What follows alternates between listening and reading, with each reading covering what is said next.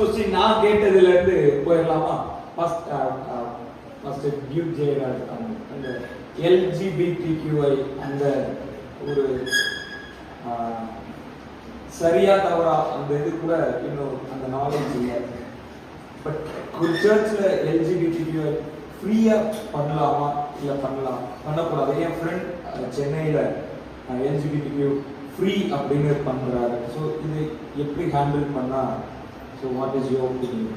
ஃப்ரீயானா சபைக்கு அவங்க ஃப்ரீயா வரலாம்னு சொல்றாங்களா? இல்லை ஃப்ரீயா வரலாம் எல்லா மக்களோட. ஓகே.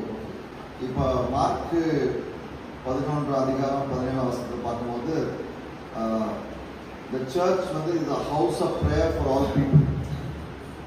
ஸோ எல்லா ஜனங்களையும் ரட்சிக்கிறதுக்காக தான் ஆண்டவர் சபையை ஏற்படுத்தியிருக்கிறார். ஸோ சபைக்கு வெளியே சுவிசேஷம் கேட்டுட்டு மனம் திரும்பி சபைக்குள்ள வரணும் அப்படின்னு இல்லை, சபையிலே கூட வந்து அவங்க சுவிசேஷம் கேட்கலாம். அதாவது நம்முடைய கிறிஸ்டியன் வேர்ல்டில் வந்து நிறைய டினாமினேஷன்ஸ் இருக்குது. அதில் வந்து ஒரு டினாமினேஷன் வந்து ரிஃபார்ம்டு சர்ச் டினாமினேஷன். ஸோ அவங்க வந்து அவங்க சர்ச்சுடைய ரெகுலர் சர்வீஸ்லேயே வந்து எல்லா சண்டேயும் காஸ்பல் ப்ரீச் பண்ணுவாங்க. இப்போ எப்படி நம்ம சர்ச்சில் வந்து ஒரு வர்ஷிப் இருக்குது, ஒரு ஆஃபரிங் ப்ரேயர் இருக்குது, ஆஃபரிங்ஸ் இருக்குது, மெயின் மெசேஜ் இருக்குது, அப்புறம் பெனடிக்ஷன் இருக்குது மாதிரி அந்த டினாமினேஷனில் காஸ்பல் ப்ரீச்சிங்னே ஒரு செஷன் இருக்குது. ஸோ நான் என்னுடைய ஒப்பீனியன் என்னன்னா, அதாவது ஸ்பெஷலைஸ்டாக ஹோமோசெக்சுவல்ஸும் வரலாம் அப்படின்னு சொல்றதோட we can generally say all are welcome அப்படின்னு. all are welcome னா homosexuals are also welcome. ஆனால் வந்து அந்த சுவிசேஷத்தை கேட்டுட்டு அவங்க மனம் திரும்பணும். ஏன்னா Corinthians Paul first Corinthians second Corinthians வாசிக்கும் போது அந்த கொரிந்து சபையில வந்து ஃபார்மர் ஹோமோசெக்சுவல்ஸ் இருந்தாங்க. ஸோ ஒருவேளை அவங்க வர சபைக்கு ஹோமோசெக்சுவல்ஸா வந்து சபையில இருக்கிற அந்த சுவிசேஷ பிரசங்கத்தை கேட்டு மனம் திரும்பி இயேசுவை ஏற்றுக்கொண்டிருக்கலாம். ஸோ அந்த ஒரு வாய்ப்பு இருக்குது. அதனால எனக்கு என்னுடைய வியூ பாயிண்ட் என்னன்னா, எனக்கு பைபிள் புரிஞ்சது வரைக்கும் யாரையுமே நீங்க வராதீங்கன்னு சொல்லக்கூடாது. ஸோ வந்துட்டு விசுவாசி ஆன பிறகு துணிகரமா பாவம் செஞ்சாங்கன்னா 1 கொரிந்தியர் 5 பார்க்கும்போது நம்ம மெசேஜ்ல கூட நம்ம அதை பத்தி பேசணும். ஒரு விசுவாசி தன்னுடைய சொந்த தாய் அதாவது சித்தி அவர்களோடு துணிகரமாக விபச்சாரம் பாவம் செய்யும் போது பவுல் வந்து அவங்க அவரை வந்து சபையை விட்டு வெளியே வச்சு அந்த வெளியே வைக்கிற ப்ராசஸ் வந்து அவர்களுடைய அந்த விசுவாசியோட ரிப்பெண்டன்ஸ் வாய்ப்பை ஓபன் பண்ணும் அப்படின்னு போல் நம்புறாரு. அதை செய்யாதனால போல் ரொம்ப வருத்தப்படுகிறார். ஸோ அந்த ஹோமோசெக்சுவல் வந்து சபையில வந்து விசுவாசி ஆகி திரும்பவும் துணிகரமா ஹோமோசெக்சுவலா இருந்தா அந்த டைம்ல அந்த ஹோமோசெக்சுவல் அதாவது பிலீவர் ஹோமோசெக்சுவல் இருந்தாரு, விசுவாசி ஆனாரு, திரும்பவும் அதே பகிரங்கமா செய்கிறார், ஓப்பனா செய்கிறாருன்னா அவரை சபை விட்டு வெளியே வைக்கலாம். ஆனா ஒரு சீக்கிரா வராரு. இப்போ ஒரு எக்ஸாம்பிள் நம்ம சபையில டர்பன் போட்டு வரலாம். ஒரு சிக் ரிலிஜன்ல இருந்து டர்பன் போட்டு வரலாம். அவங்க நீங்க வரக்கூடாதுன்னு நம்ம சொல்ல முடியும். ஏன்னா அவங்க இன்னும் காஸ்பல் கேட்டுட்டு இருக்காங்க. அவங்க எத்தனை தடவை காஸ்பல் கேட்டு மனம் திரும்பணும்னு பைபிள் வசனம் இல்லை. ஒரே மெசேஜ் மனம் திரும்பணும் அப்படின்னு சொல்ல முடியாது. they can take 5 messages, 10 messages, 15 messages. ஆனா விசுவாசை ஆகிட்டேன், ஞானஸ்நானம் எடுத்துட்டோம், துணிகரமா இந்த பாவத்துல தான் இருப்பேன், இப்படி இன்னொரு ஆணை தான் கல்யாணம் பண்ணுவேன், அவரோட தான் நான் குடும்பம் நடத்துவேன், செக்ஷுவல் ரிலேஷன்ஷிப் பண்ணா அந்த விசுவாசிய I will tell them do not come to church as a way of discipline as per 1 Corinthians chapter 5. டைரக்டா சொல்லலாம் வரக்கூடாது. விசுவாசியா இருக்கும்போது அந்த போதகருடைய அத்தாரிட்டினால அது ஹோமோசெக்சுவல் தான் இருக்கலாம், இல்லாட்டி அந்த சபைக்கு அதிகமா தசம பாகம் கொடுக்குற ஆளா இருக்கலாம். யார் நோபடி இஸ் அண்டர் போதகருடைய அத்தாரிட்டி கிடையாது, வேத வசனத்துடைய அத்தாரிட்டி. போதகருக்கு எங்க அத்தாரிட்டி வருது? அவருடைய பொசிஷன்னால வரல, போதகர் வேத வசனத்தை பேசுகிறதுனால அந்த வேத வசனத்திலிருந்து அந்த அத்தாரிட்டி வருது. So blame it on the Bible. வேத வசனத்தின்படி இந்த சபையை நாங்கள் நடத்திட்டு இருக்கிறோம். நீங்க ஹோமோசெக்சுவலாக இருந்தீங்க, விசுவாசி ஆகினீங்க, ஆனா விசுவாசி ஆனாலும் நான் இந்த பழைய பாவத்தில் வாழ்வேன் நீங்க துணிகரமா சொல்றதுனால வேதத்தின் அடிப்படையிலாக உங்களுடைய நன்மைக்காக உங்களை நாங்கள் ஒரு சில மனம் திரும்புறது ஏதுவாக உங்களை சபையை விட்டு விலக்கி வைக்கிறோம் அப்படின்னு சொல்லலாம். வேக போட்டு அவங்க எங்க சர்ச்சில் ஒரு பையன் அவர் ஹோமோசெக்சுவல் நான் நினைக்கல, நம்ம சர்ச்சுக்குள்ள ஹோமோசெக்சுவல் இருக்குமான்னு நினைக்கல. But one point of time பாடியில் ஒரு அலர்ஜி மாதிரி வந்து டாக்டர் கிட்ட போகிறப்ப எய்ட்ஸ் அப்படின்னு தெரிஞ்சிச்சு. கடைசி அந்த ரிசல்ட்டில் சொன்னாங்க ஹோமோசெக்சுவல்னால அப்படின்னு சொல்லியிருந்தாங்க. பட் அந்த பையனை சர்ச்சை விட்டு விளக்கலாம். ஆனால் ஃபேமிலி எல்லாருமே சர்ச்சுக்கு வராங்க. ஸோ இந்த டைமில் நம்ம என்ன பண்ண, பட் அவனும் ரட்சிக்கப்படுற மாதிரி. அந்த பையன் பிலிவர் பிலீவர் ஞானஸ்தானம் எடுத்த பிலிவர். ஆமாம். Okay okay. ஸோ ஞானஸ்தானம் எடுத்த பிலிவர் இருந்தாலும் HIV பாசிட்டிவாக இருந்தாலும் ஒருவேளை அந்த தருவாயில் அவங்க மனம் திரும்பினா அவங்கள சபையில் வரக்கூடாதுன்னு சொல்றதுக்கு நம்ம எதுவுமே இல்லை. ஒருவேளை அந்த வியாதி படுக்கையில் கூட இயேசுவை திரும்பவும் ரீகமிட் பண்ணி அந்த பாவத்தை விட்டு மனம் திரும்பி நான் இந்த பாவத்தை செய்ய மாட்டேன் அப்படின்னு ஒருவேளை அந்த பாசத்துக்கு முன்பாகவோ முடிஞ்சால் சபைக்கு முன்பாகவும் இந்த ஐக்கியம் செய்தால் அவங்க அந்த தம்பி வரலாம், அந்த குடும்பத்தாரும் வரலாம். ஸோ பைபிளத்தை எனக்கு வந்து வரக்கூடாது அப்படின்னு அந்த பாவத்திலே நிலைத்திருப்பேன். பைபிளை சொல்லிட்டு நான் ஹோமோசெக்சுவலாக இருந்தாலும் நான் கிறிஸ்தவனாக இருக்க முடியும், இயேசுவை பின்பற்ற முடியும் அப்படின்னு அந்த மாதிரி வியாக்கியானம் பண்றது அவங்க தான் தட் ஒன்லி பிகம் ப்ராப்ளமேட்டிக். அப்போ வெளியே போக சொன்னால் எல்லாரையும் ஃபேமிலியாக போக சொல்கிறது. சப்போஸ் அகெயின் மறுபடியும் அந்த சிங்குக்குள்ளே போனால் ஃபேமிலியாக போக சொல்லணுமா இல்லை இந்த நபரை மட்டும்? அந்த நபரை மட்டும் தான். ஏன்னா அவங்க நம்ம ரோமன்ஸ் 14:12 நினைக்கிறேன், 12:14, அதாவது each one of us will give an account to God. Romans 8. ஒவ்வொருத்தரும் தனிப்பட நம்ம ஃபேமிலியா நம்ம ஜட்மெண்ட் டேல ஆர்டர் பண்ணிக்க மாட்டோம். தனிமையா ஒன் பை ஒன்னா தான் இருக்கும். ஸோ ஹோல் ஃபேமிலியா தள்ளணும்னு அவசியம் கிடையாது. ஈவன் ஹஸ்பண்ட் ஒய்ஃப் சுச்சுவேஷன்ல கூட ஒருவேளை புருஷன் வந்து விசுவாசியா இருக்கலாம், அவர் விபச்சாரத்தில் இருக்கலாம், அதனால மனைவியை சபைக்கு வரக்கூடாதுன்னு சொல்ல முடியாது. அந்த புருஷனுக்கு மட்டும் தான் discipline. So we don't have to tell the whole family to go. Thank you pastor, thank you. இப்போ எல்லாரும் கரங்களை நெக்ஸ்ட் கொஸ்டின். நான் இன்னும் ஆண்டவரோடு இணைய நான் என்ன செய்ய வேண்டும்? நான் வேதாகமம் கல்லூரி வந்ததுனால எங்கள் குடும்பத்திற்கு பிரச்சனைகள் வருமா? என்னுடைய ஆவிக்குரிய வாழ்க்கையில் வருகிற பிரச்சனைகளை நான் எப்படி சமாளிக்க வேண்டும் அப்படின்னு கேள்வி. ஸோ ஆவிக்குரிய வளர்ச்சிக்காக ஜெபம் பண்ணணும், பைபிள் படிக்கணும். நான்காவது காரியம் மூன்றாவது ஐக்கியத்தில் எப்பவுமே இருக்கும். ஸோ எங்கே இருந்தாலும் எவ்வளோ இன்கன்வீனியண்டாக இருந்தாலும் ஒரு சிறு குழு ஐக்கியம், சபை ஐக்கியத்தில் நம்ம எப்பவுமே இருக்கணும். அந்த சபையில் நம்மளை வளர்ச்சிக்கு உற்சாகப்படுத்துகிற நபர்களை மூலமாக நம்முடைய வளர்ச்சியும் ஆண்டவர் அதையும் நடத்தி காட்டுவார்.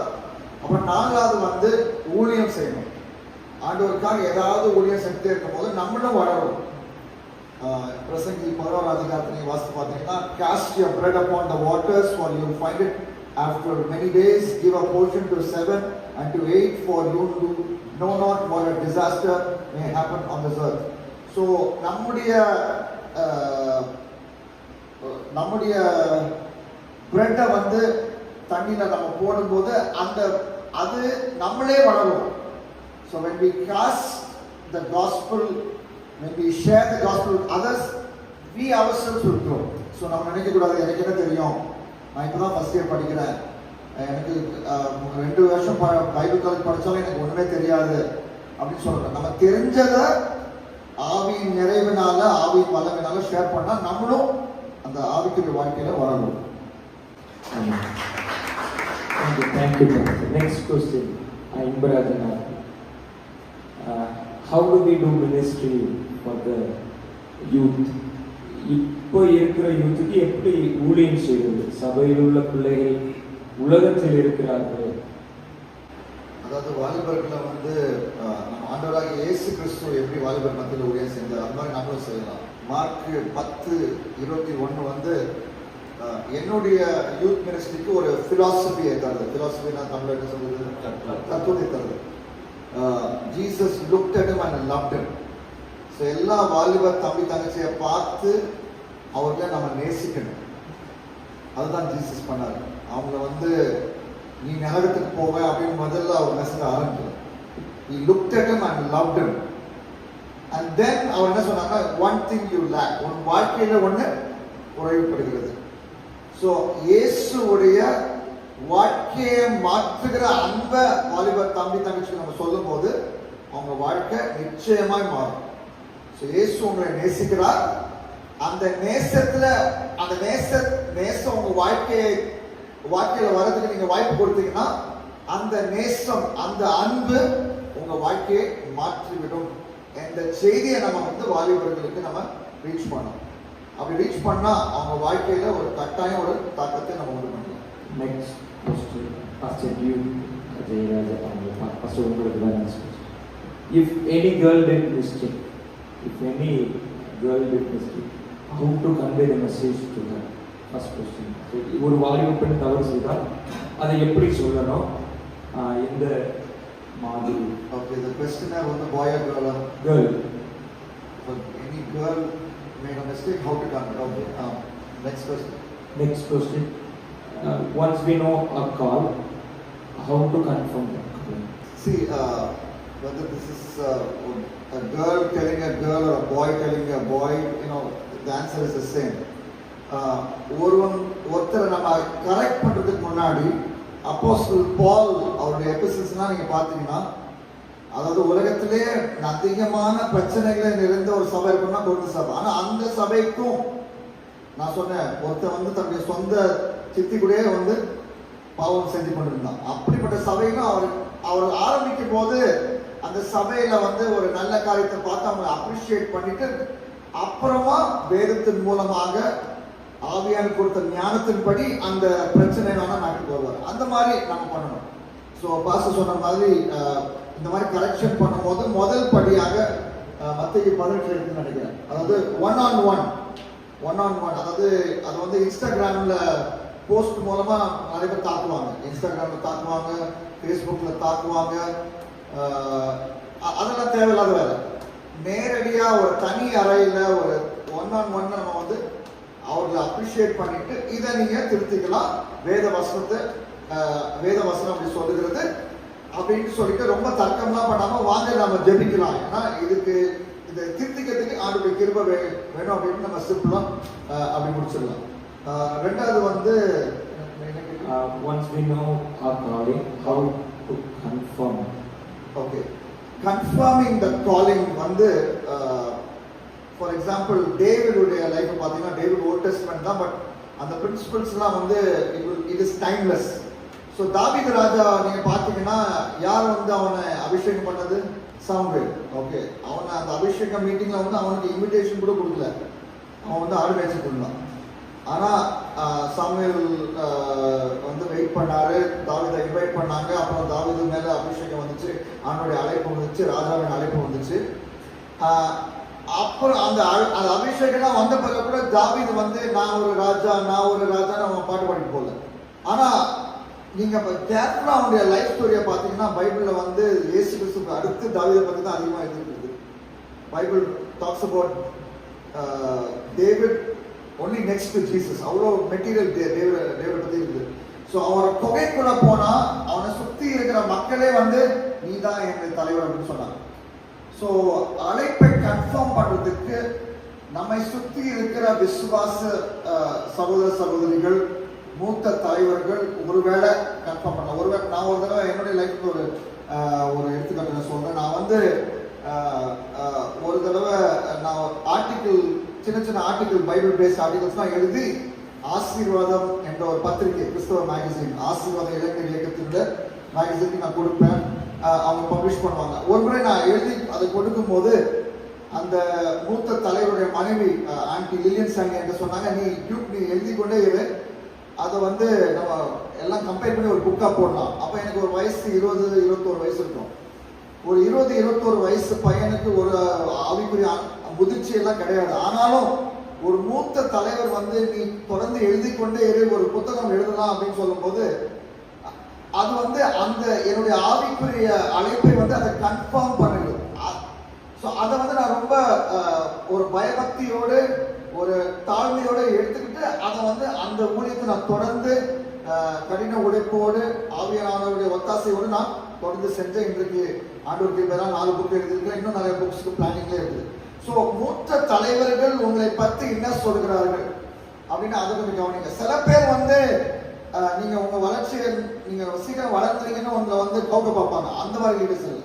உண்மையாகவே உங்களை நேசித்து ஒரு தகப்பன் போல ஒரு தாயை போல உங்களை நேசிக்கிற லீடர்ஸ் வந்து உங்களை குறித்து என்ன சொல்லுகிறார்கள் அப்படின்னு சொல்லி அதை கவனிச்சீங்கன்னா அது one of the ways God confirms his call upon you. அதாவது லைஃப் பார்ட்னர் சாய்ஸ் அது எப்படி கண்டுபிடிக்கிறது அப்படின்னு எல்லாரும் பொதுவாக கேட்க பாஸ் அதை ஆன்சர் சொல்லிட்டு இருக்காங்க. நம்ம பிப்ளிக்கா பார்த்தோம்னா பைபிள்ல வந்து 1 கொரிந்தியர் 7:39 we can marry anyone but in the Lord. யாரை வேணா கல்யாணம் பண்ணா அவங்க விசுவாசியா இருக்கணும். ஆனா பிரச்சனை என்னன்னா நிறைய விசுவாசிங்க இருக்காங்க. சாரா விசுவாசி, சுல்சன் விசுவாசி, சாந்தினி விசுவாசி. யாரை கல்யாணம் பண்றது? அந்த சூசிங் எப்படின்னா யாக்கோபு 1:21 வந்து தேவ பிரசன்னத்தில் நம்ம இருக்கும்போது ஆங்கிலத்தில் வந்து இம்ப்ளான்டட் வேர்ட் ஆண்டவர் வந்து ஒரு நம்ம இதயத்துல ஒரு அவர் வசனத்தின் மூலமாக ஒரு தாக்கத்தை உண்டு பண்ணுவார். ஆர் ஆவியானவர் மூலமாக ஒரு நபரோடு ஒரு நபருக்கு நேராக நம்மை திருப்புவார். அந்த நபர் விசுவாசியா இருக்க வேண்டும் கட்டாயம். ஆடிபிள் வாய்ஸ் கேட்காமல் போகலாம். ஆடிபிளா பேசுவார்னு இல்ல, ஆடிபிள் வாய்ஸ் கேட்காமல் போகலாம். ஆனா இதயத்துல நம்ம ஒரு பக்கமாய் ஸ்ட்ராங்காக திருப்புறார். அதுக்கு பாஸ்டர் சொன்ன மாதிரி நம்ம அதிக நேரம் ஜெபம் பண்ண வேண்டும். லூக்கா 6:12-13 பார்க்கும்போது ஆண்டவராக இயேசு கிறிஸ்து சர்வ ஞானம் படைத்தவர், எல்லாத்தையும் தெரிந்தவரே 12 சீஷரை தேர்ந்தெடுக்கிறதுக்காக ராம் முழுவதும் ஜெபித்தார். அவர் ஜெபித்தார்னா நமக்கு முன்மாதிரியாக இருக்க அவர் ஜெபித்தார். ஸோ ஜெபத்துல நிறைய நேரம் ஸ்பெண்ட் பண்ணணும். அந்த ஜெபத்தில் அந்த ஸ்பெண்ட் பண்ணும் போது ஆண்டவர் நம்ம இதயத்தை எங்க டைரக்ஷன் திருப்புறாரு அப்படின்னு நம்ம தெரிஞ்சுக்கணும். ஸோ இது வந்து ஒரு முக்கியமான ஒரு குறிப்பு. Thank you pastor. நெக்ஸ்ட் கொஸ்டின் எல்லாருக்கும் கேட்டுருக்காங்க. பாஸ்டரா இருக்கிற நம்ம அவுட்டர் அப்பியரன்ஸ் எப்படி இருக்கணும் அப்படின்னு, வெளி தோற்றம் எப்படி இருக்கணும்? 3 பேருமே காமனா கேட்டுருக்காங்க. இப்போ சில பெந்தேகோஸ்தே ட்ரெடிஷன் எனக்கு பார்த்தீங்கன்னா பாஸ்டரா இருந்தா ஃப்ரெஞ்ச் பியர்ட் வைக்கக்கூடாது. பாஸ்டரா இருந்தா அதாவது லெவிட்டிகஸ் புத்தகத்துல அந்த மாதிரி ரெண்டு இடத்துல வசனம் இருக்குது. ஸோ ஆனா நம்ம புதிய பாட்டு நம்ம பார்க்கும்போது பாஸ்டருக்கான ஸ்பெஷல் ட்ரெஸ், பாஸ்டருக்கான ஸ்பெஷல் ஹேர் ஸ்டைல் அப்படி பற்றிலாம் வசனம் இல்லை, ஆக்சுவலா இல்லை.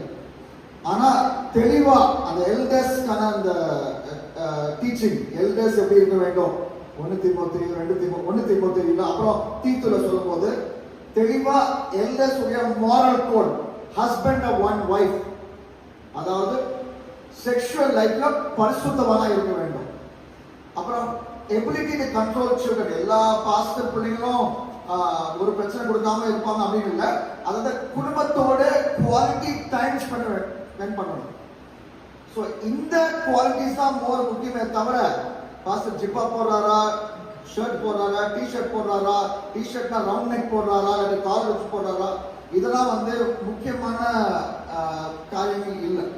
ஆனா அந்த எந்த கல்ச்சர்ல நம்ம ஊழியம் செய்ய ஆண்டவர் நம்மளை அழைத்திருக்கிறாரோ அந்த கல்ச்சருக்கு ஏற்ற மாதிரி மாடஸ்டா நான் வந்து செக்ஷுவல் கவர்ச்சி ஆப்போசிட் செக்ஸ் நம்ம ட்ரெஸ்ஸிங் மூலமா நம்ம வந்து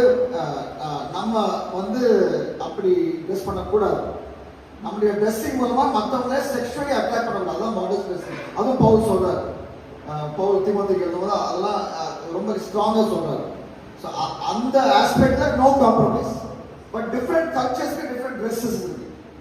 ஸோ அதனால ஒரு யூத் இவாஞ்சலிஸ்ட் வந்து ஒரு யூத்துக்கு ஏற்ற மாதிரி ட்ரெஸ் பண்ணா அகைன் வித் மாடஸ்டி.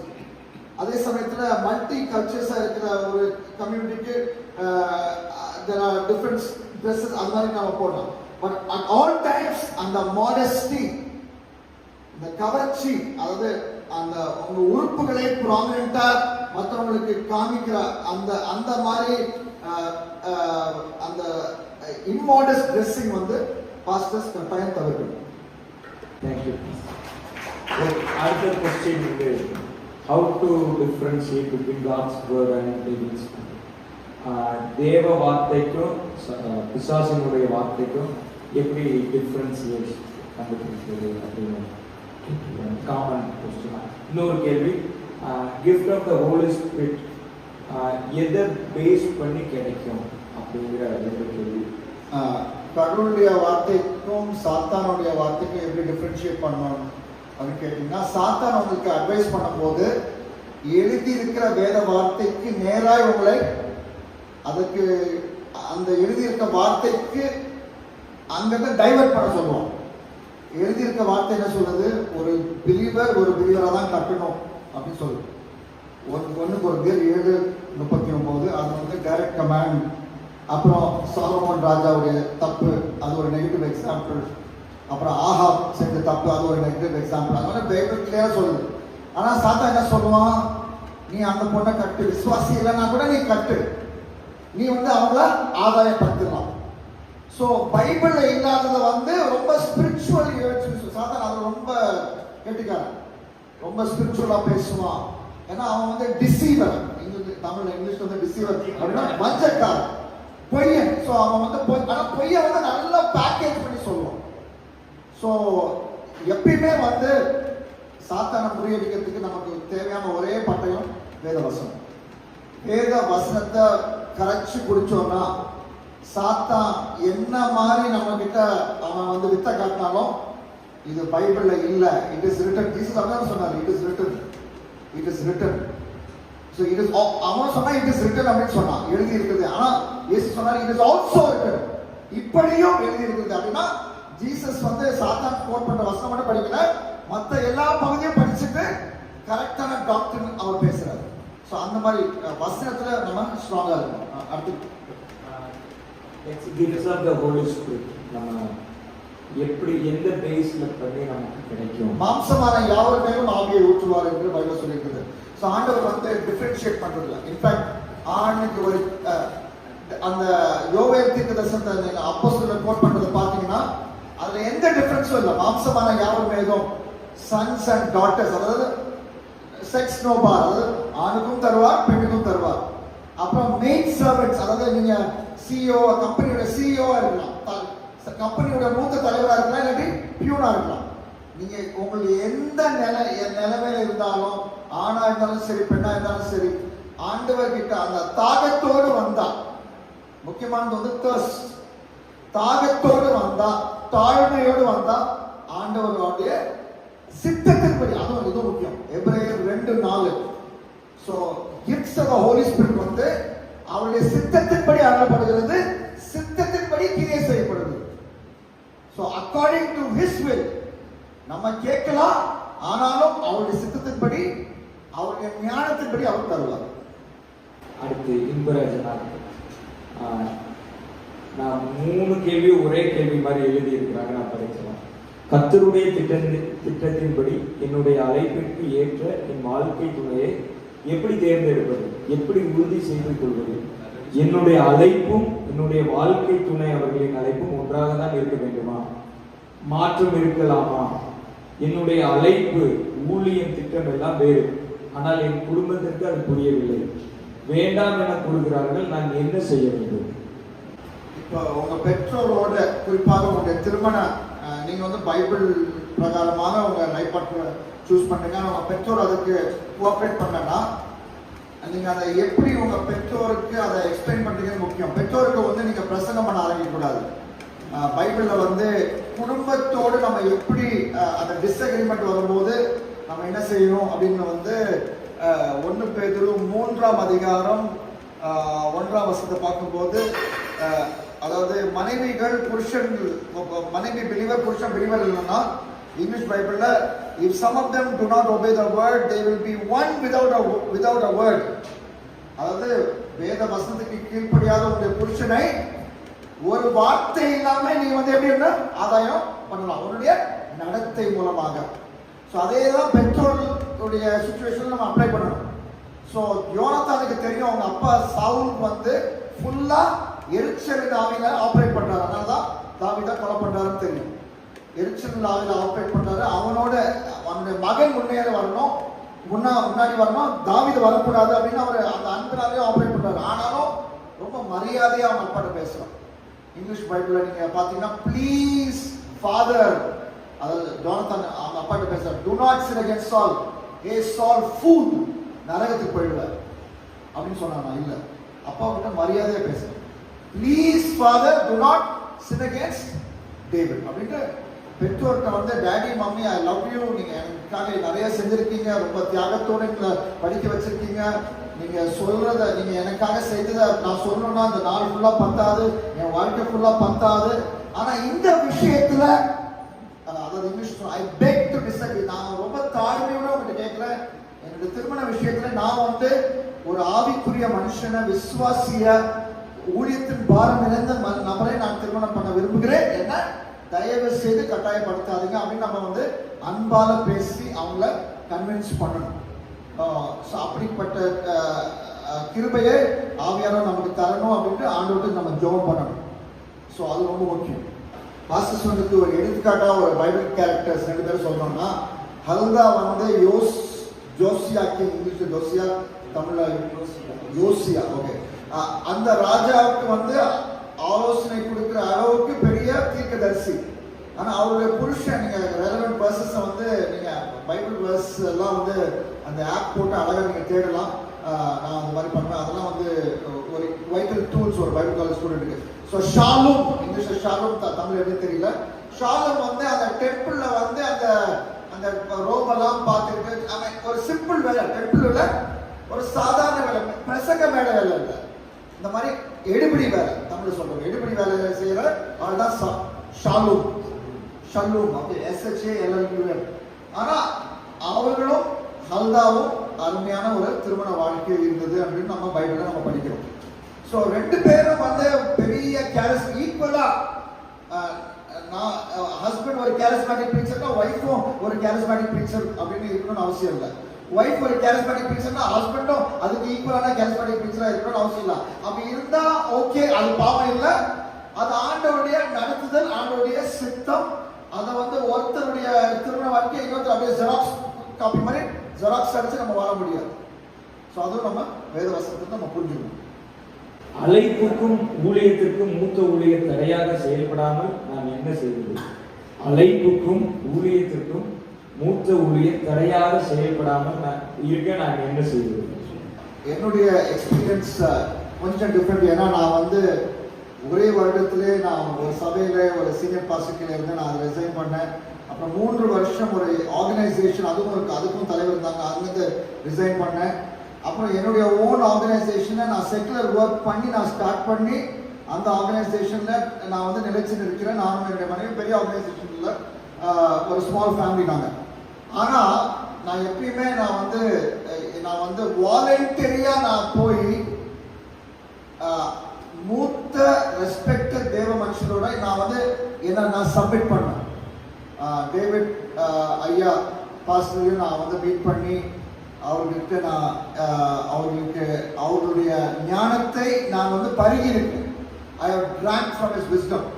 அப்புறம் south India assemblies of God superintendent கூட நானும் டாக்டர் ப்ரோக்ராம் படிக்க நான் சதர்ன் ஏஷியா பைபிள் காலேஜ்ல 2010 நான் ஜாயின் பண்ணேன். ஸோ நான் வந்து எனக்கு அகாடமிக்ஸ் ஒர்க் ரொம்ப பிடிக்கும். எனக்கு வந்து கடவுள் கிருபையினால அதை கைவந்த கலை, டேர்ம் பேப்பர் எழுதுறது வந்து எனக்கு பாதி தூக்கத்தில் கூட நான் ஒரு டேர்ம் பேப்பர் எழுதுவேன். ஆண்டவர் கொடுத்த கிருபை அது. ஆனா அவர் வந்து அத்தனை சபைகளை நிரூபிச்சு 5000 சபைகளுக்கு எலெக்டட் ஹெட், அவரா வந்ததுல elected head, not just 1 time 2 time 3 time. அப்படிப்பட்ட ஒரு தேவ மனுஷன் எங்களை மாதிரி கிளாஸ்ல உட்காந்துட்டு பாடத்தை கவனிச்சுட்டு இருக்காரு. அவருக்கு நான் ஆவியார் சொன்னாரு, நீங்க அசைன்மெண்ட் முடிச்சிட்டல, அவர்கிட்ட போய் என்ன ஏதாவது உங்களுக்கு செய்யலாமா, can I be of some help to you அப்படின்னு நீங்க சொல்லுங்க, நான் டைப் பண்றேன், அப்படி கூட பரவாயில்ல அப்படின்னு போய் கேட்க சொல்றாரு.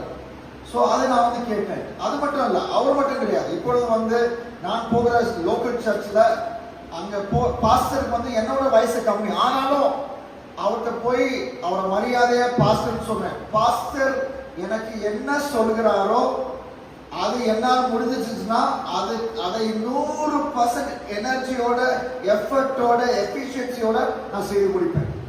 அவர் என்னோட யங்கரா தான். ஸோ அந்த ஆட்டிடியூட் முக்கியம். ஸோ நிறைய பேர் நினைக்கலாம், ஸோ நான் தனியாக மினிஸ்ட்ரி ஆரம்பிக்க கூடாது அப்படின்னு. ஆண்டவருக்கு சித்தமானால் ஆரம்பிக்கலாம், ஜெபத்தோடு, ஒரு பயபக்தியோடு, ஒரு ஆண்டவருடைய ஆசீர்வாதத்தோடு ஆரம்பிக்கலாம். ஆனாலும் ஆரம்பித்த பிறகு இப்போ ஒரு ஆடியோ பத்தி ஒரு ஆடியோ பத்தி பேசினாங்கல்ல, ஆரம்பிக்கிறது தப்பு கிடையாது. ஆரம்பித்தாலும் ஒரு தாழ்மையோடு, இந்த பக்கம் ஒரு தேவ மனுஷன் இருக்காங்க, இந்த பக்கம் ஒரு தேவ மனுஷன் இருக்காங்க, இந்த பக்கம் ஒரு தேவ மனுஷன் இருக்காங்க, இந்த பக்கம் இருக்காங்க, பின்னாடி இருக்காங்க, நீ மட்டும் ஊழியம் செய்யல. உன்னோட அதிகமாக அனுபவம் பெற்ற ஊழியர்கள் அனைவரும் சுத்தி இருக்கிறார்கள். அவங்க உன்னை கூப்பிட்டு அட்வைஸ் பண்ண மாட்டாங்க, ஏன்னா அவங்களுக்கு நிறைய பிஸியா இருக்காங்க. நீங்க அவங்க ஸ்தாபனத்துல இல்ல, ஆனாலும் நீங்க வாலண்டரியா போய் அவருடைய ஞானத்துல பருகணும். அவங்க சொல்ற அட்வைஸ, பைபிள் பிரகாரம் இருக்கிற அட்வைஸ், பைபிள் பிரகாரம் இல்லைன்னா தூக்கி போட்டுக்கலாம், பைபிள் பிரகாரம் இருக்கிற அட்வைஸ ஃபாலோ பண்ணா நீங்க செழிப்பீங்க. நெக்ஸ்ட் क्वेश्चन, பாஸ்டர், பரிசுத்த ஆவியானவரை பெற்றுக்கொள்ளும் போது அதை பெற்றுக்கொண்டோம் என்பதற்கான அடையாளம் என்ன? டங்ஸ்ல பேசினாதான் ஹோலி ஸ்பிரிட் நம்ம மேல வருவார் அடையாளமா? ஒருவேளை ஹோலி ஸ்பிரிட் பெற்றுக்கொண்ட ஃபீல் இருந்தும் டங்ஸ் பேச முடியவில்லை அப்படின்னா அது உண்மையா பெற்றுக்கொள்ளவில்லையா? அப்போஸ்தலர் நடவடிக்கைகள்ல 3 செப்பரேட் இன்சிடென்ட்ஸ்ல 2ஆம் அதிகாரம், 10ஆம் அதிகாரம், 19ஆம் அதிகாரத்துல ஆவியானவர் வரும்போது தெளிவா பைபிள் சொல்லியிருக்கிறது. அந்த ஆவியானவர் வரும்போது அவர்கள் ஆவியில் ஏவப்பட்டு, 2ஆவது அதிகாரத்துல ரொம்ப கிளியரா இருக்கு, the spirit gave them enablement. அந்த எனேபிள்மெண்ட் பெற்ற பிறகு அந்த ஆவியானவர் வல்லமை கொடுத்தார். அந்த எனேபிள்மெண்ட் தமிழ்ல உத்வேகம். அப்போஸ்தலர் 2:4 அவங்க எப்படி அந்நிய பாஷை பேசினாங்க? வாய்ப்பு வந்தபடி வளரல, ஆனா ஆவியானவர் அவங்க சொன்னதை அவங்க சொன்னாங்க. ஆக்ட்ஸ் சாப்டர் 2:4 அவர்கள் எல்லாரும் பரிசுத்த ஆவியினாலே நிரப்பப்பட்டு ஆவியானவர் தங்களுக்கு தந்தருளின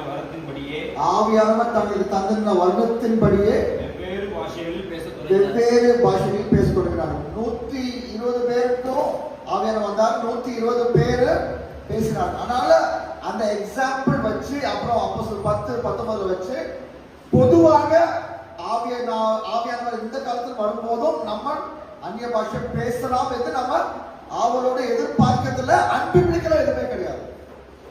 ஆனா அதை ஆணித்தரமா அதை இதை நம்பலன்னா நீ நரகத்துக்கு போயிடும் அப்படின்னு நம்ம ஆணித்தரமா ஏன் சொல்ல முடியாதுன்னா, ஒரு வசனம் இங்க இருக்குது. 1 கொரிந்தியர் 12ஆம் அதிகாரத்துல 29ஆம் வசனம்.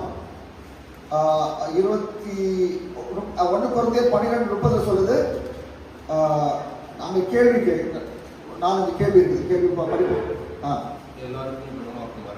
எல்லாருக்கும் குணமாக்கும் உரம் இருக்குதா? இல்ல. ஆன்சர் இல்ல. எல்லாரும் அந்நிய பாஷை பேசுகிறார்களா? இல்ல. ஏன்னா இங்கிலீஷ்ல ரெட்டாரிக்கல் கொஸ்டின் அப்படின்னா அதுக்கு பதில் இல்லைன்னு அர்த்தம். சோ இப்படிப்பட்ட ஒரு வசனம் அப்படி இருக்கிறதுனால நம்ம ஆணித்தரமா அதை இதை நம்பலன்னா நீ நரகத்துக்கு போ அப்படின்னு சொல்லாம பொதுவாக ஆவலோடு நம்ம எதிர்பார்க்கிறோம். அந்த எதிர்பார்ப்புல எந்த அன்பிபிலிக்கல் நேச்சர் இல்லை. ஏன்னா அப்போஸ்தலர்லாம் அதை நம்ம ரெகுலரா நம்ம பார்த்து கொண்டே நாம் வருகிறோம். So that's my response, my answer. Okay. Next question. How to overcome the fear of preaching gospel in public? So second question, how to overcome loneliness by living with Jesus? So what is the right motive of praying as we preached in day 1 sermon? இப்போ எனக்கு ரொம்ப அதிகமான stage fear இருந்துச்சு. ஏன்னா நான் by nature இன்றைய வரைக்கும் நான் எக்ஸ்ட்ரோவர்ட் கிடையாது. எக்ஸ்ட்ரோவர்ட்னா ஒருத்தரை பார்த்து நான் தானாக போய் பேசணும்னு எனக்கு அந்த மாதிரி எனக்கு என்னுடைய நேச்சர் அப்படி கிடையாது. என்னுடைய மனைவி பார்த்தா இந்த ரூட்ல இருக்க எல்லாருக்கும் பேசிடுவோம். ஆனால் நான் வந்து எக்ஸாக்ட் ஆப்போசிட். ஆனாலும் ஆண்டவர் வந்து என்னுடைய அழைப்புனால நான் வந்து ஸ்டேஜ்ல ஏறி பிரசங்கம் பண்ணக்கூடிய ஒரு கட்டாயம் இருக்கிறது. ஸோ அது எப்படி நடந்துச்சுன்னா, it is only a gift of the Holy Spirit. So ஆண்டவர் உங்களை ஒரு அழைப்புக்கு அழைச்சாருன்னா அதற்கான கிஃப்ட் அதற்கான வரங்களை தருவார். அந்த வரங்கள் கிரியை செய்யும். நீங்க வந்து ஒரு வெஹிக்கிள் தான். இப்ப இந்த பாட்டில் பாத்தீங்கன்னா இந்த பாட்டில் உள்ள தண்ணி இருக்கு. இந்த bottle is just a vehicle. So ஆண்டவருடைய வரத்துக்கு நம்ம வந்து ஒரு கண்டெய்னர் மாதிரி தான் இருக்கணும். அதனால நம்ம வந்து ரொம்ப பெருசாவும் நினைச்சக்கூடாது. நம்ம ரொம்ப நம்ம வந்து we are just a conduit. இங்கிலீஷ்ல வந்து நம்ம வாய்க்கால். ஆண்டவருடைய வரங்கள் நம்ம மூலமா ஃபாலோ பண்ற ஒரு வரங்கள். ஸோ பிரசங்கமும் ஆண்டவர் கொடுத்த ஒரு வரம். ஸோ அது வந்து ஒரு ஸ்பிரிச்சுவல் சைட். பிராக்டிக்கல் சைட்ல வந்து மனுஷரை பார்த்து நம்ம பயப்படக்கூடாது. நம்ம ஏசாயில இருந்து நினைக்கிறேன், அப்புறம் புதிய பாட்டிலும் இருக்கலாம். they are like grass. மனுஷர்லாம் யாரு? புல்ல பார்த்து நம்ம பயப்பட தேவையில்லை. ஒரு பிரசங்கத்தில் 30 பேர் இருப்பாங்க, 1000 பேர் இருப்பாங்க, 10,000 பேர் இருப்பாங்க, 1,00,000 பேர் இருப்பாங்க. எல்லாருமே புல்லு தான். புல்ல பார்த்து நம்ம பயப்பட தேவையில்லை. அப்புறம் அவனுடைய நம்ம வந்து இன்னொரு ரீசன் பயப்பட தேவை என்னன்னா, நம்ம பிரசங்கம் பண்றது வேத வார்த்தையை பிரசங்கம் பண்றோம். கருணாநிதியுடைய பிலாசபியை நம்ம பிரசங்கம் பண்ணல. இல்லாட்டி ஒரு மனுஷன், சாதாரண மனுஷன் சொன்னதை நம்ம பிரசங்கம் பண்ணல. ஜீவனுடைய தேவனுடைய வார்த்தையை பிரசங்கம் பண்ணணும். அந்த விசுவாசம் உண்மையாகவே பைபிள் காட்ஸ் நம்ம விசுவாசிச்சா அந்த எனர்ஜி வரும், அந்த ஜோஷ் வரும், அந்த உத்வேகம் வரும். நமக்கு தேவையான எல்லாமே ஆட்டோமேட்டிக்கா வரும். அது நம்ம உண்மையாவே விசுவாசிக்கிறோம். ஜீவனுடைய தேவனை நம்ம வார்த்தையை பிரசங்கிக்கிறோம் அப்படின்னு. அப்புறம் இன்னொன்னு, நான் பிரசங்கம் பண்ணும் போது நான் எப்பயுமே எனக்கு சொல்றது உண்டு, this can be the last message I am preaching. ஏன்னா நான் நாளைக்கு உயிரோடு இருப்பேன்னா அப்படின்னு கேரண்டி கிடையாது. இந்த பிரசங்கத்தை நான் கம்ப்ளீட் பண்ணுவேன்னு கூட கேரண்டி கிடையாது. அதனால இந்த பிரசங்கத்துக்கு ஆண்டவர் ஆவி நிறைஞ்சு எல்லா ஃபுல் எனர்ஜியோட அந்த பிரசங்கத்தை பண்ணணும். அதுக்காக ஃபுல் டைம் 1 hour கத்தி பேசணும் அப்படின்னு கிடையாது. வாய்ஸ் மாடுலேஷன் இருக்குது. அதனால தான் தனியான கோர்ஸ் வச்சிருக்காங்க பைபிளுக்கு. பிரின்சிபல்ஸ் ஆஃப் ஸ்பீக்கிங் இருக்குதா? பிரின்சிபல்ஸ் ஆஃப் ஹோமிலெட்டிக்ஸ் இருக்குதுல்ல. ஸோ வாய்ஸ் மாடுலேஷனும் முக்கியம். ஸோ இதெல்லாம் கலந்து தான் பிரசங்க கலை, ஆண்டவர் கிருபையாக கொடுக்குற கலை. அந்த கலையை வந்து நம்ம மாடிஃபை பண்ணலாம். இப்பயும் நான் வந்து செக்குலர் ப்ரீச்சர்ஸ் நான் கவனிப்பேன். நான் பைபிளை நம்பாத ஆனா நல்ல பேச்சு திறமை ஆற்றுவதே சில ஸ்பீக்கர்ஸ் நான் கவனிப்பேன். Barack Obama கவனிப்பேன். அவர் வந்து பெரிய பைபிள் பிரிவெல்லாம் கிடையாது. அவர் எப்படி பேசுறாரு, டொனால்ட் ட்ரம்ப்புடைய ஸ்டைல் என்ன, பராக் ஒபாமாவுடைய ஸ்டைல் என்ன, தளபதி விஜயோடைய ஸ்டைல் என்ன, எல்லாத்தையும் நம்ம வந்து கவனிச்சு அதுல சில இதை நம்ம அடாப்ட் பண்ண முடியுமா. ஆனா அதை அடாப்ட் பண்ணும்போது வேத வசனத்தை நம்ம வந்து காம்ப்ரமைஸ் பண்ணக்கூடாது அப்படின்னு. You always are student in learning oratory. Oratory என்ற அந்த பேச்சு வளம், பேச்சு திறமை என்ற அந்த சயின்ஸுக்கு நீங்க வந்து என்னது லைஃப் லாங் ஸ்டூடெண்டா இருக்கு. எனக்கு தெரிஞ்சிருச்சு, என்னால முடியும், என்ன மாதிரி யாரும் பேச முடியாது அப்படின்னு நினைச்சீங்கன்னா உங்களை மாதிரி முட்டாள் யாருமே இருக்க மாட்டாங்க. So you always be a student to keep improving. Next question. Is that okay to go secular job and support my husband in ministry? Second question, I completely accept sound doctrine. What to do with ritual traditional practice in church? Supposed to stop it or accept it? Third question, if ministry calling is different for wife and husband, is okay to get married? அப்படின்னு 3 question கேட்டிருக்காங்க. இந்த doctrinal பிரச்சனை சர்ச்ல அது வந்து என்னுடைய teacher doctor Jacob Sen அவங்க என்ன சொல்லுவாங்கன்னா, பைபிள்ல வந்து 2 விதமான டாக்டர் இருக்காங்க. ஒன்று வந்து கோர் டாக்டர்னா 1 Corinthians 15 சுவிசேஷம், இயேசு நமக்காக மரித்தார், சிலுவையில ரத்தம் சிந்தினார், பாவ மன்னிப்பு அவர் ரத்தத்தின் மூலம் மட்டும் வருகிறது. ஸோ அதை வந்து அதுல காம்ப்ரமைஸ் பண்ண முடியாது. ஆனா ஒரு சில இதுல ஈவன் அப்போஸ்தலர்ஸ் கூட காம்ப்ரமைஸ் பண்ணாங்க அப்படின்னு நமக்கு தோணுது. ஃபார் எக்ஸாம்பிள் பால் வந்து சர்க்கம்சிஷன் தேவையில்லை, ஏன்னா இயேசு சிலுவையில நமக்காக என்ன பிடிச்சிட்டாங்க. ஆனா தீமோத்தேயுக்கு ஒரு இடத்துல சர்க்கம்சிஷன் பண்றாங்க. ஏன்? அது வந்து பெரிஃபரல் டாக்டர். ஸோ இந்த மாதிரி சடங்காச்சார ரிலேட்டட் பெரிஃபரல் டாக்டர், அந்த மாதிரி ஒரு சில டாக்டர்ஸ் ஆவியார் நமக்கு ஞானம் கொடுக்கறதுல வந்து ஒரு விதத்துல வந்து நம்ம வந்து அதுக்காக மூன்றாவது உலக யுத்தத்தை ஆரம்பிக்க வேண்டிய அவசியம் இல்லை. மார்ட்டின் லூத்தர் போயிட்டு மார்ட்டின் லூத்தர் அந்த பண்ணது போல அந்த சர்ச்சில் போய் ஒரு பேப்பரை அடிச்சு ஆணி அடிச்சு இதெல்லாம் தப்பு அப்படின்னு ஒரு புரட்சி செய்யணும்னு அவசியம். ஸோ நம்ம வந்து அதை வந்து ஒரு நாசுக்கா சொல்லி நம்ம வந்து நம்ம ஸ்டாண்ட்ல நம்ம இருக்கலாம், அவங்க ஸ்டாண்ட்ல இருக்கலாம். போக போக நம்ம வியூ ஒன்னா மாறும். இல்லாட்டி நியாயத்திற்கு முன்னாடி இயேசுவோட முன்னாடி நம்ம வந்து சமாதானம் ஆயிடலாம். ஏன்னா இது வந்து நரகத்துக்கு அழைத்து போகிற அளவுக்கு முக்கியமான டாக்டர் அல்ல. ஸோ அது என்னன்னு நம்ம புரிஞ்சுக்கிட்டு அது தக்க மாதிரி நம்ம இங்கிலீஷ் சொல்ற மாதிரி we have to pick our doctrinal battles. அந்த சண்டை என்ன சண்டை போடுறோம்னா நம்ம வந்து சண்டையை சூஸ் பண்ணி நம்ம சண்டை போடுறோம். எல்லாத்துக்கும் நம்ம சண்டை போட்டு இருக்கோம். நெக்ஸ்ட், இயேசு கிறிஸ்துவின் இரண்டாவது பொழுது இருக்கலாம். நெக்ஸ்ட், ஆவிக்குரிய வாழ்வில் எழும்பும் போது வரும் விமர்சனங்களை எப்படி கையாளுவது? பிராணிக்கு மேலாக சோதிக்க விடமாட்டார் என கூறினவர் அவருக்காக எழும்பும் போது வரும் சோதனைகளால் அழுவதற்கு திராணி இல்லாமல் போகும் மட்டும் ஏன் அனுமதிக்கிறார்? பவுலுடைய வாழ்க்கையில ஒரு முள் இருக்கும்போது அந்த முள் எதற்கு என்று வேதம் தெளிவாக டைரக்டா ஆன்சர் சொல்லி கொடுத்திருக்குது. 2 கொரிந்தியர் 12ஆம் அதிகாரம் 5ஆம் 7ஆம் வசனம். A messenger of Satan to harass me, to keep me from being conceited. Conceited na நான் பெருமை தமிழ் வசனம் 7வது வசனம் பெருமை பாராட்டம். அன்றியும் எனக்கு வெளிப்படுத்தப்பட்டது 12 மேன்மை வெளிப்படுத்தப்பட்டவைகளுக்குரிய மேன்மை நிமித்தம் நான் என்னை உயர்த்தாதபடிக்கு என் மாம்சத்திலே நான் என்னை பெருமை பாராட்டாதபடிக்கு. அதாவது எனக்கு இந்த பிரச்சனைலாம் இல்லைன்னா நான் பெருமைப்பட்டுருவேன் அப்படின்னு ஆண்டவர் அவரே சொல்லியிருக்காரு. நம்மளை ஹம்பிளா இருக்க வைக்கிறதுக்கு, நம்ம வந்து தாழ்மையோட இருக்க வைக்கிறதுக்கு ஆண்டவரே இன்னைக்கு அதாவது பலம் இல்லாத அளவுக்கு நம்ம அழுகிறோம். என்னுடைய வாழ்க்கையில வந்திருக்குது. எல்லாருடைய வாழ்க்கையில் உண்மை பேசினா எல்லாரும் ஒத்துப்பாங்க. அப்ப வந்து என்ன பண்ணுவோம், இந்த உலகத்துல யாரு மேலே நான் சார்ந்திருக்க முடியாது. ஆனா I only hang on to you God. நீங்க தான் எனக்கு.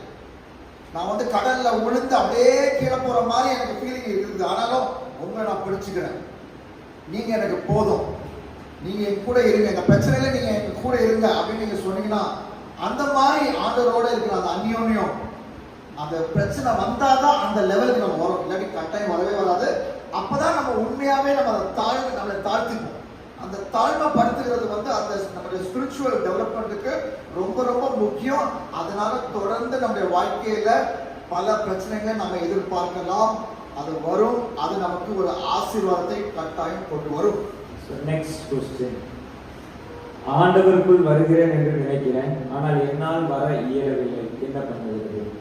ஸோ செகண்ட் क्वेश्चन, ப்ரேயர் பண்றதற்கு எனக்கு ஏதோ ஒரு விஷயம் தடையாகவே உள்ளது, அதனால் எனக்கு ப்ரேயர் பண்ண இயலவில்லை, அதை ஓவர் கம் பண்றது என்ன பண்ணணும்?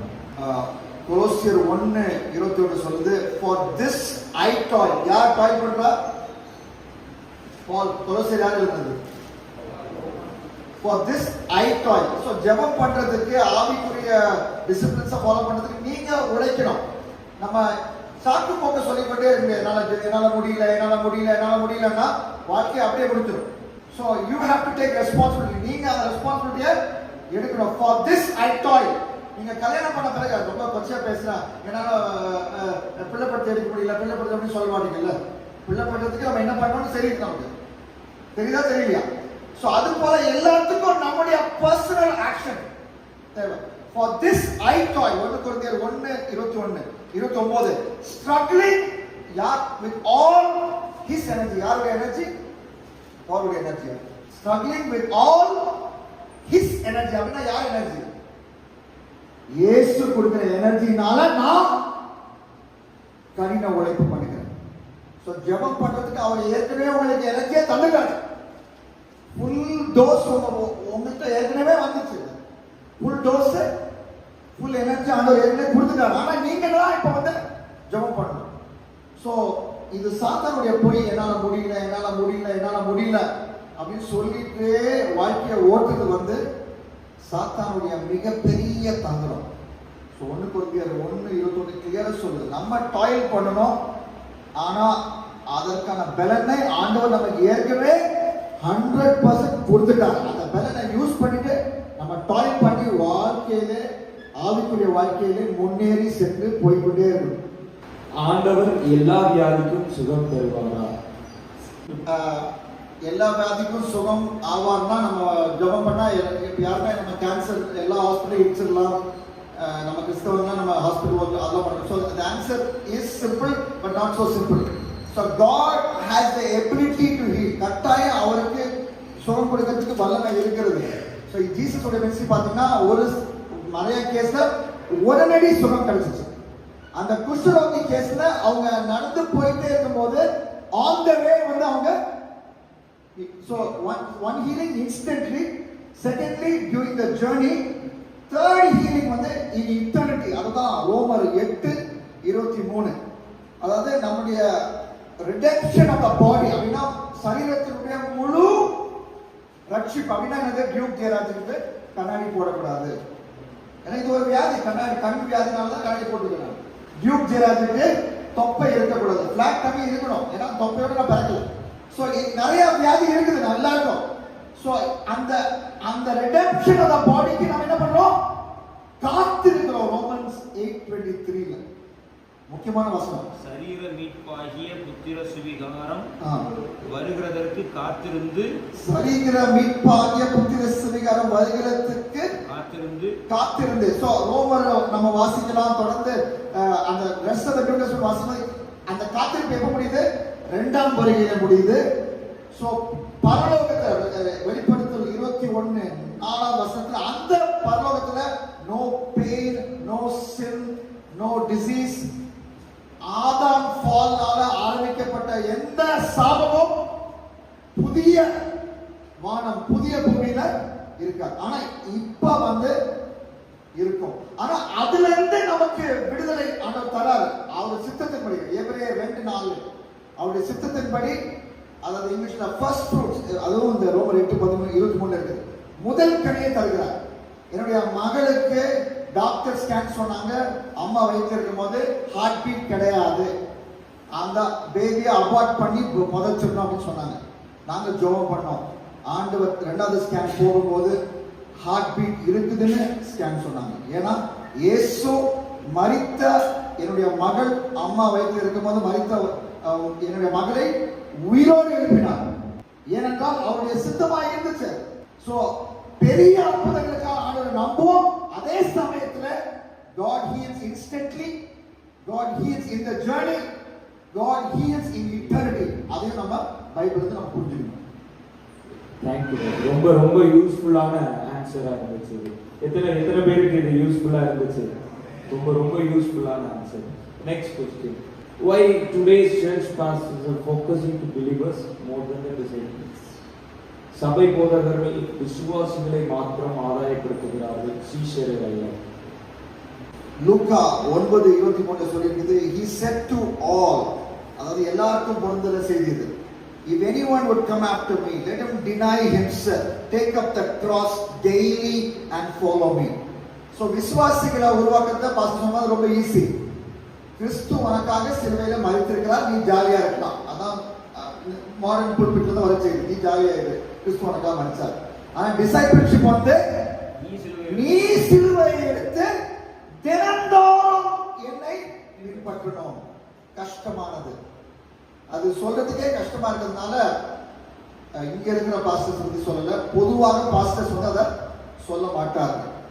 ஸோ அதனால பிலீவர்ஸ் வந்து பேபி பிலீவர்ஸா இருந்து நிறைய பேர் பேக்ஸ்லைட் ஆகி நரகத்துக்கு போற ரேஞ்சில் இருக்கிறாங்க.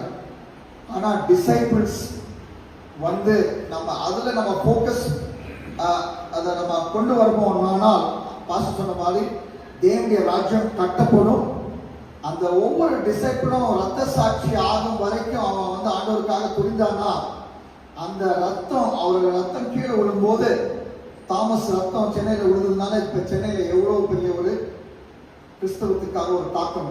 அப்படிப்பட்ட தாக்கத்தை டிசைபிள்ஸ், மார்டைடம் ரெடி டிசைபிள்ஸ், இயேசுவுக்காக சாகவும் துணிகிற சீஷர்களால் ஆகவே அவர்களாலே இந்த தாக்கத்தை உருவாக்க முடியும். ஆமென்.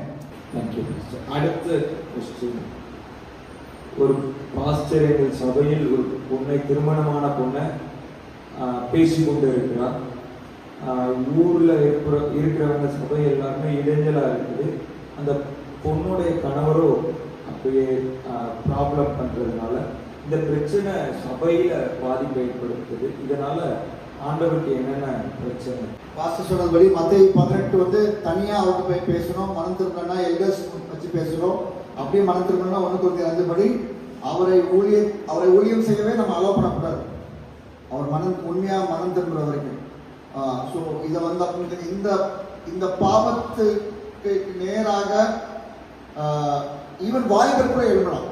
நீங்க கூட அந்த பாஸ்டர் போய் நீங்க பேசலாம். ஆண்டவர் வந்து எனக்கும் என்னுடைய மனைவிக்கும் இப்படிப்பட்ட ஊழியத்தெல்லாம் செய்யறதுக்கு கிருபை கொடுத்திருக்கிறது. நாங்க ஒன்றும் பெரிய யோகியவான்கள், எவ்வளவு பெரிய பரிசுத்தவான்கள் அப்படின்னு சொல்றதுக்காக அப்படி சொல்லல. சாதாரண விசுவாசிகள் கூட இந்த ஊழியத்தை செய்யலாம். அப்படி செஞ்சா பல ஆத்துமாக்கள் தப்புவிக்கப்படுவார்கள், பலர் ஆண்டவர் பக்கத்திலே வருவார்கள். அதனால அதற்காக ஜெபத்தோடு துணிந்து நம்ம களத்துல இறங்கணும். Next question. என்னுடைய சர்ச்சில் எப்படி லவ் ஃபெயிலியர் ஆன யூத்துக்கு நான் அவங்களுக்கு அட்வைஸ் பண்ணுறது, ஆண்டவர் எப்படி பாஸ்ட் லைஃப்பில் ஒர்க் பண்ணுறாங்க, பாஸ்ட் லைஃப்பை மறக்கிறது எப்படி அப்படின்னு கேட்டிருக்காங்க. Love failure. ஒரு வாலிபனுக்கு, ஒரு வாலிப பிள்ளைக்கு ஒரு லவ் ஃபெயிலியர் ஆச்சுன்னா அவங்களுக்கு நம்ம கோட் பண்ற ஒரு வசனம் வந்து ஏசாயா 46:10. அதுல வந்து இங்கிலீஷ்ல சொல்லிருக்கு, God knows the end from the beginning. So ஆண்டவர் வந்து அந்த வாலிபனை ரொம்ப நேசிச்சிருக்காரு. ஏன்னா அந்த பெண்ணோட அந்த பையனோட திருமணம் செஞ்சா என்ன விளைவு வரும், என்ன பிரச்சனை வரும் அப்படின்னு யோசிச்சு அந்த வாலிபன் முரட்டாட்டம் பண்ணுகிறபடினால, ஸ்தபனம் இருக்கிறதுனால அந்த பெண்ணையே அவன் வாழ்க்கையை விட்டு, அந்த பையனே அந்த வாழ்க்கையை விட்டு நீக்கிட்டார். ஏன்னா அவருக்கு வந்து எண்ட்ல இருந்து பீலி வரைக்கும் தெரியும். நமக்கு வந்து இங்க இருந்து நாளைக்கு அடுத்து 10 செகண்ட் என்ன நடக்குதுன்னு தெரியாது. ஆனா God knows the end from the beginning. So ஆண்டவருடைய சர்வ ஞானத்தை நம்ம சல்யூட் பண்ணோம்னா இந்த லவ் ஃபெயிலியர் அது நமக்கு நடக்கலாம், இல்லை நம்ம கவுன்சில் பண்ண வாலிபருக்கு நடக்கலாம். அதெல்லாம் மேற்கொண்டு ஆண்டவருக்காக ஒரு ஜொலிக்கிற ஸ்டார்ஸாக நம்ம மாறலாம். Last question. ஒரு செக்குலர் சைட்ல இருந்து, if anyone would ask some question from secular side, ஆண்டவர் God is so gracious. அப்புறம் ஏன் உலகில் சிறு பிள்ளைகளை தவறாக பயன்படுத்தி கொலை செய்கிறார்கள்? அது மட்டும் இல்லாமல் பல துன்புறுத்தல்கள் நடக்கும். ஏன் ஆண்டவர் ஒன்றும் செய்ய மாட்டேங்கிறாரு? செக்குலர்ல இருந்து கேள்வி கேட்டால், இந்த கேள்வியை ரட்சிக்கப்படாதவர்கள் கேட்டால் என்ன சொல்வது? ஏனென்றால் இது கிறிஸ்தவர்களுக்கும் நடக்கிறது. ஓகே, இப்போ இந்த நான் டேபிளை நான் அடிச்சேன்னா இந்த டேபிள் என் மேல கோச்சிக்காது. அதே சமயத்தில் நான் பாஸ்டர் ஓங்கி நான் குத்துறேன்னா பாஸ்டர் என் மேல கோச்சிக்கிறதுக்கு நிறைய சான்ஸ் இருக்கு.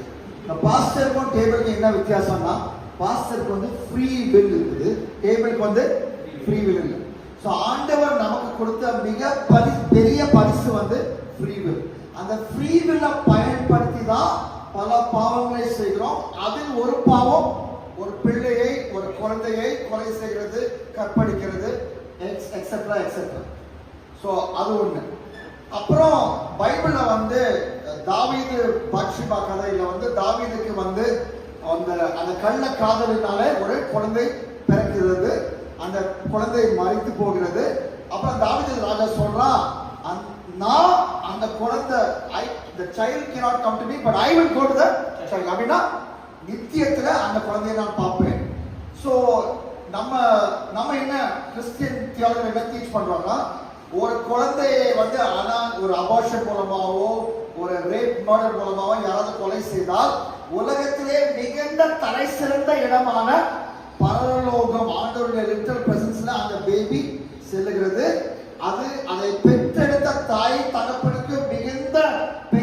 கொடுத்தாலும் அது ஒரு பெரிய ஆசீர்வாதம் அப்படின்னு அந்த ரூட்டை நம்ம வந்து ட்ரை பண்ணி பார்க்கலாம். ஆனாலும் இந்த மாதிரி கேள்வி கேட்குறவங்களாம் வந்து அவங்களுக்கு ப்ராப்ளம் கிறிஸ்டியானிட்டியோடைய வந்து அந்த பிலாசபிக்கல் லெவலில் ப்ராப்ளம் கிடையாது, ஆனால் மாரல் லெவலில் அவனுக்கு வந்து மனம் திரும்பி இயேசுவை ஏற்றுக்கொள்ளறதுக்கு அவனுக்கு விருப்பம் இல்லை. அதனால தான் அவன் வந்து இந்த மாதிரி கேள்விகளை பலர் கேட்பாங்க. ஆனாலும் பேதுருல வாசிக்கிறது போல பொறுமையோடு, ரொம்ப கிரேஷியஸா, கைண்ட்னஸோட, செல்ஃப் கண்ட்ரோலோட பொறுமையா அவங்களுக்கு பதிலை நம்ம கொடுத்து கொண்டே, ஜபத்தோடு கொடுத்து கொண்டே இருக்கணும்.